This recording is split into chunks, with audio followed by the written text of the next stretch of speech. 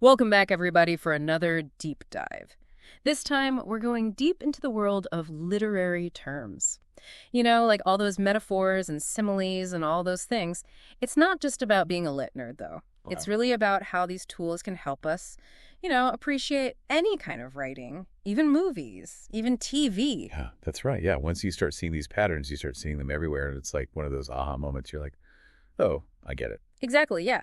And so today our source material is this really comprehensive guide to literary terms. And we're going to kind of like break it down into four big areas: narrative elements, stylistic devices, literary genres and movements, and then different perspectives on how to look at literary terms. So we'll be looking at how stories are constructed, how writers use language to make different effects, and then, how each of us as a reader, like how our own experiences shape how we understand what we're reading. Yeah, so much to unpack there. So I think for me, when I think about a story, like what pulls me in, first and foremost is the plot, right? Like Yeah. the plot is kind of like the skeleton. It's kind of the what holds everything together. What do you think? Yeah, I mean, a plot is crucial, right? That sequence of events that keeps you turning the page. Hooked. Yeah, totally hooked.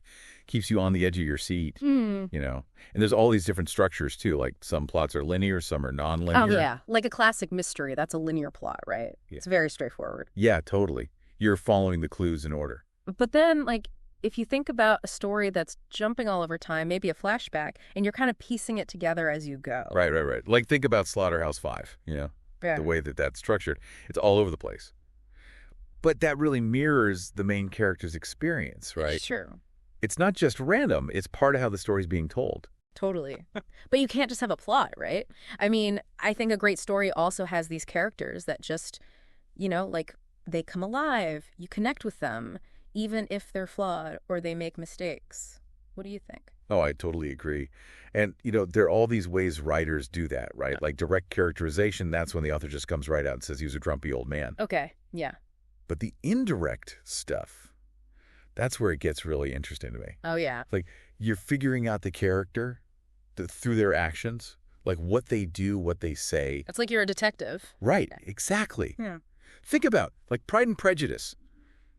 You don't need the author to tell you Elizabeth Bennet is smart and sassy. You can just tell, right? Yeah, from her dialogue. From how she talks, how she acts, Uh-huh. how she handles those stuffy society types. It's all there. Yeah.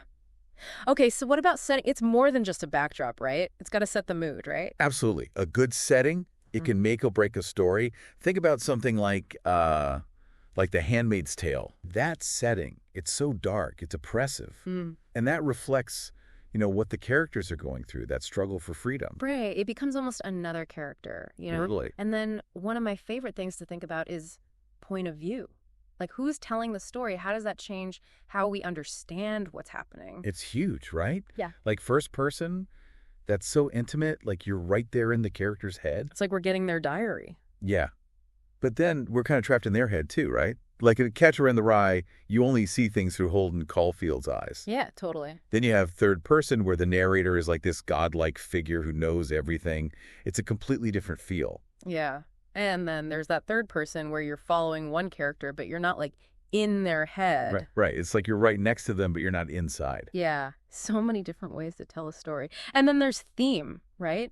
Those big ideas that stick with you long after you finish a book. Like, what are some of the themes that you find yourself drawn to? I don't know. There's so many. Mm-hmm. But I think the search for meaning, belonging, those always get me. Like in The Alchemist, the main character is looking for treasure. But it's really about so much more than that, right? Yeah. It's about finding your purpose. Exactly.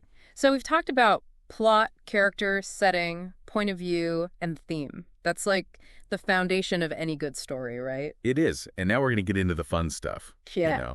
Like how writers use language to create these amazing effects. Oh, I can't wait. Let's do it. The stylistic devices, metaphors. Yeah. Metaphor, similes, all that good stuff. Yeah, all that. Let's go. So, we've been talking about all those elements that kind of make a story tick, right? Mm. But now, like, what about the bigger picture? Like how all these different types of literature, like how do they all fit together? Yeah, like those big categories, poetry, drama, fiction, nonfiction. Like what makes them each so unique? Well, think of genres like, I don't know, music, right? Yeah. You've got like your classical music, you've got your rock, you got your jazz. They each have their own like sound, their own rules. Yeah. But then even within rock, you've got like a million subgenres, right? Like heavy metal, punk rock. It's true. And our tastes change over time, too. Like, I used to love fantasy novels, but now I find myself reading more memoirs and historical fiction. I think that happens to all of us, right?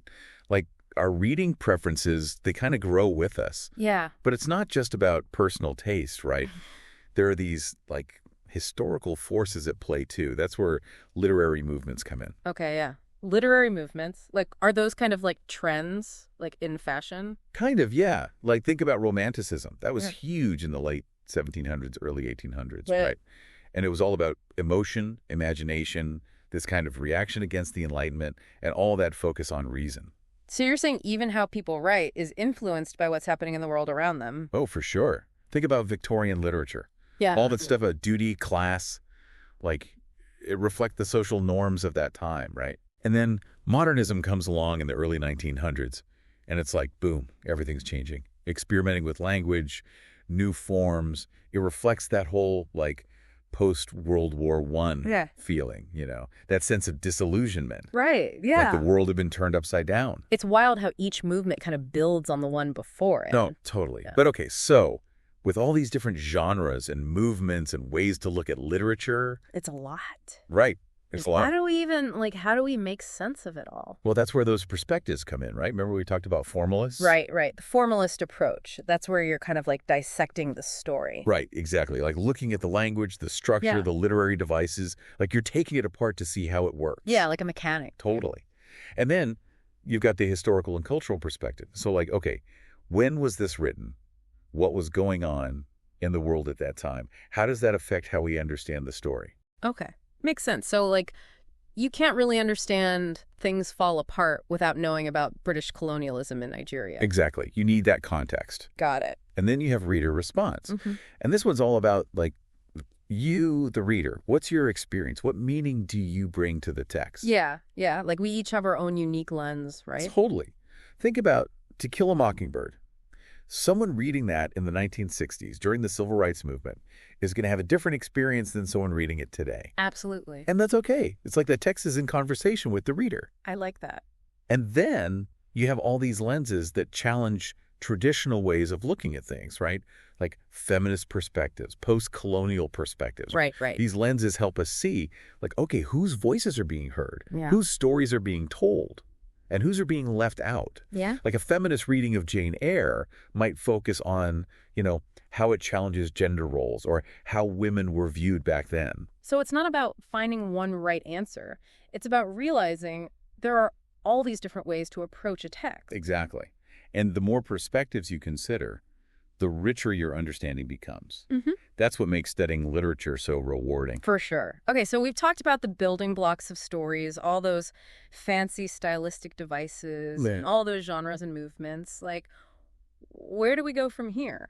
Well, now it's time to put all this knowledge to use, right? Like, how can we apply these tools to understand not just literature, but the world around us? Okay, that sounds interesting. Let's do it. It's really interesting to think that all the stuff we've been talking about, it's not just for analyzing books, right? Yeah. Like you were saying, we can use this to understand, like, the real world around us. Oh, yeah, totally. Like, Yeah. once you start noticing these patterns and techniques, it's like you can't unsee them. They're everywhere. Like, think about advertising. All those catchy slogans, they use a lot of rhyme and alliteration. Yeah, totally. It gets stuck in your head. Yeah. Right. It's like they're using those sound devices to, like, burrow their way into your brain. They're sneaky like that. Totally. And politicians use rhetorical devices all the time, too, like anaphora, repeating the same phrase over and over. Oh, yeah. For emphasis, to really drive home a point. Think about all those, like, famous speeches, They use language in such a powerful way to, like, move people, persuade people. Yeah. It's true. I never even thought about it like that. And even in our everyday conversations, right? We use metaphors and similes to express ourselves more vividly, to connect with each other on a deeper level. So it's like by understanding these literary devices, we become more aware of how people are using language, right? To influence us, to entertain us, to inform us. Yeah, it's like you're gaining this superpower. Totally. You can see through the tricks, you become a more critical thinker, Yeah. more discerning consumer of information. This deep dive has seriously made me realize, like, language is so powerful. It's not just about, books anymore. It's everywhere. Yeah. It shapes how we experience the world. That's right. And I think, that's the beauty of studying literature. It gives you these tools to engage with the world in a more meaningful way. I love that. So, to everyone listening out there, the next time you read a news article or watch a movie or even listen to a podcast, keep an ear out for those literary devices. See if you can spot them. Pay attention to how language is being used to create an effect. You might be surprised by what you find. And that wraps up our deep dive into the world of literary terms. Until next time, happy reading.